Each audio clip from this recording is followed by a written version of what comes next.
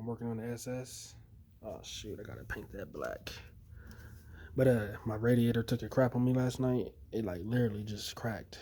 It was just coolant falling out everywhere. But basically, if you already know how to take your air box off, go ahead and take that off.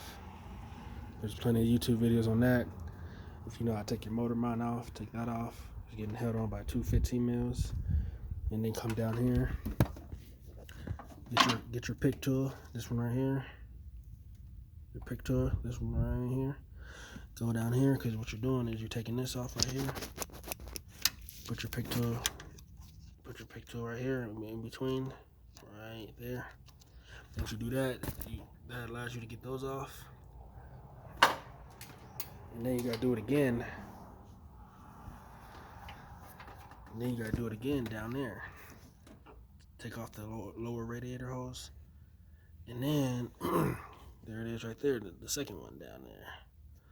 So once you get that off, that's why there's two of them right there.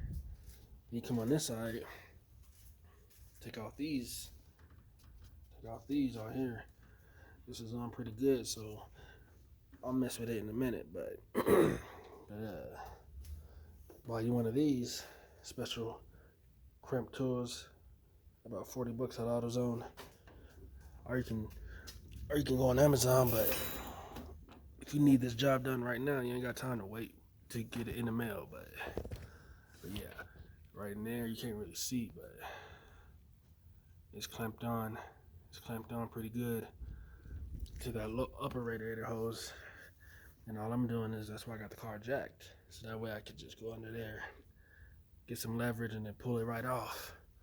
I don't know if it's easier for you to access it through the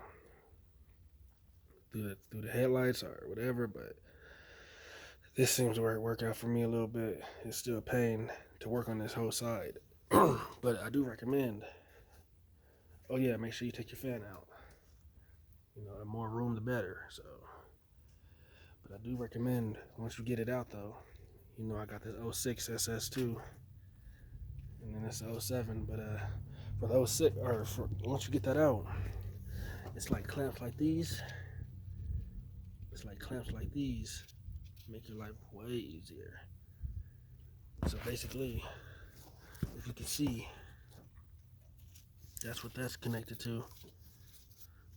That's what that right there, that's what that is. So, you know, that way you don't gotta worry about special tools. But yeah, that makes it a lot easier. You know, just get you a flathead, boom boom boom. So once I go get the new radiator from AutoZone, you know, I got a lifetime warranty. Once I get that, I'm gonna go ahead and pick those up too. And then just in the future, I'll be ready to go, because this is not a fun job. Thank God it's hot outside.